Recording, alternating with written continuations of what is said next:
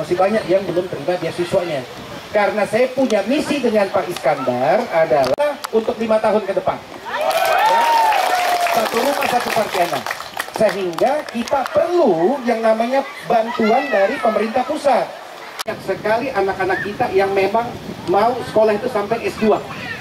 Ya.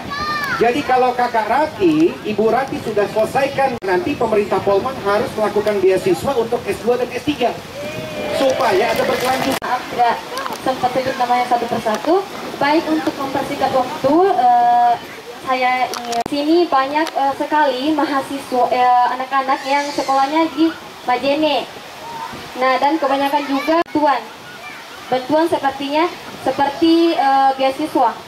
Nah, ya, kebetulan saya berdua dengan saudara kembar saya itu baru mengenal masalah. Bukan ledek, Pak. Padahal di sini tiada ledek.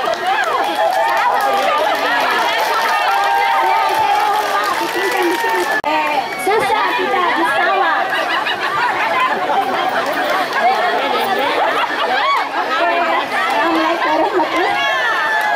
Lalu sumur bor untuk kita bisa mendapatkan air bersih, lampu jalan, gerobak sampah, gerobak dagang, dan lain sebagainya. Kenapa? Karena tidak ada kekompakan antara kami yang bekerja di pusat dengan yang di daerah. Contoh misalkan saya saya butuh pergi ke dinas apa di sini? Perikanan.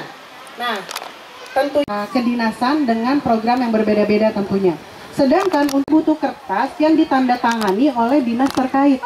Kertas bisa saya dapatkan. Kalau tidak ada kertas tersebut, tidak mungkin ke Polman karena tidak ada bentuk pertanggungjawabannya. Begitu. Dan kami ditandatangani selalu dengan berbagai macam alasan yang menurut saya sebenarnya tidak masuk akal. Kekompakan itu ke 5 tahun yang akan datang? Tentu tidak kan Bapak Ibu. Kenapa saya yakin Dirgai sudah lihat kertas kerjanya Bapak Ibu tumpukannya setebal ini, ya? Jadi selama ini bukan, ya, itu bukan. Tapi beliau sudah mempelajari apa yang harusnya dititipkan amanah tersebut. Begitu. Jadi Bapak Ibu tolong jangan ada keraguan. Saya, ya betul Bapak Ibu di sini saya juga manusia. Saya juga harus memenuhi. Untuk memenuhi ini tentu kita butuh ini. Betul ya? Saya tidak mau munafik. Itu ada sebagai seorang manusia harus salah satunya memenuhi kebutuhan perut kita. Tapi tolong Bapak Ibu hanya karena si merah tersebut, ya Bapak Ibu, karena pada saat untuk dia menang. Anggaplah orang ini menang. Terus dia terpilih, dia duduk menjadi calon masyarakat cerdas. Karena Bapak Ibu tahu, kalau Bapak Ibu menerima si merah dan si biru, si pemimpin sekali. Contoh lagi setelah itu Bapak Ibu, ini kita masih cerita yang tadi. Ya. Siapa yang paling kencang suaranya ditambah lagi adanya ya. Oke, siap. Polman. Insyaallah. Dirgai Iskandar. Oke.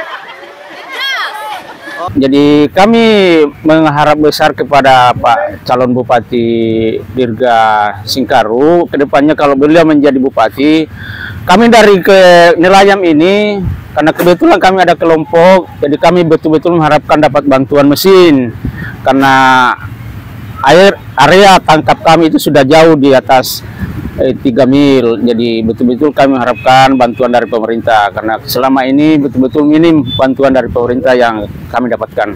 Ya.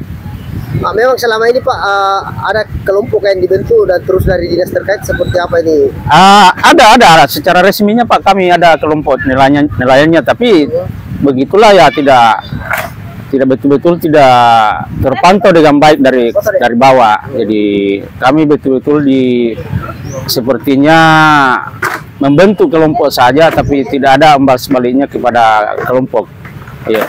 Pak, ini dukungan kepada Pak Dirga ini seperti apa kira-kira ini bagi nelayan di sini, pesisir di sini? Kita lihat saja tadi Pak, hampir semua nelayan di sini hadir di sini untuk bagaimana mendengarkan visi misi ke depan beliau, apakah memang cocok dengan visi misinya. Jadi kami bertanya kepada anggota tadi bahwa benar-benar inilah yang cocok ke depannya untuk kita pilih menjadi Bupati Polewali Mandar 2025 ke depan. Oke, saya bersyukur ya bisa datang ke Dusun Silopo karena ketika datang terlihat sekali potensi pariwisatanya bisa sangat dikembangkan mengingat posisi dusun ini betul-betul di bibir pantai. Ya, sehingga pengembangan wisata laut atau wisata bahari atau menjadikan program desa wisata ini sangat cocok di Dusun Silopo ini untuk dikembang luaskan dan untuk dikreasikan dengan pemerintah daerah sebagai salah satu objek wisata yang bisa dinikmati di Polewali Mandar. Dan kedua, karena di sini mayoritas adalah bisa dikatakan setengahnya adalah nelayan dan nelayannya konvensional, ya, sehingga mereka sangat terbatas daya tangkap atau penghasilannya untuk kegiatan melaut mereka sehari-hari, sehingga perlu dicarikan satu mungkin bantuan untuk menunjang kegiatan mereka sehari-hari, kedua atau bisa dicarikan alternatif pekerjaannya, apakah yang tadinya mungkin nelayan biasa menangkap ikan karena dia mahir dengan kapal dan perahu, mungkin bisa jadi dirubah mata pencarian menjadi produsen kapal dan seterusnya. Nah Pak, di sini kan apa namanya ini mengembangkan sebagai desa wisata. Betul. Di sebelah ini Pak kan ada Pelabuhan ini objek kontainer. wisata juga, ini Paradis di situ, Paradis bis yang sering hampir tiap pekan ini dikunjungi.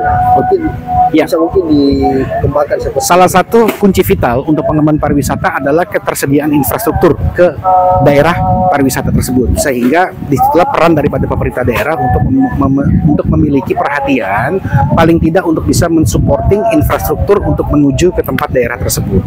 Karena dengan adanya akses masuk, infrastruktur yang memadai dan fasilitasnya bisa dikatakan layak, maka itu dengan secara otomatis akan bisa menarik daya tarik pengunjung untuk mendatangi. Dengan adanya wisatawan, sehingga itu akan menimbulkan efek bola salju atau bisa menimbulkan mikro ekonomi lainnya, misalnya dalam industri perhotelan atau industri restoran. Jelajahi cara baru mendapatkan informasi. Download Metro TV Extend sekarang.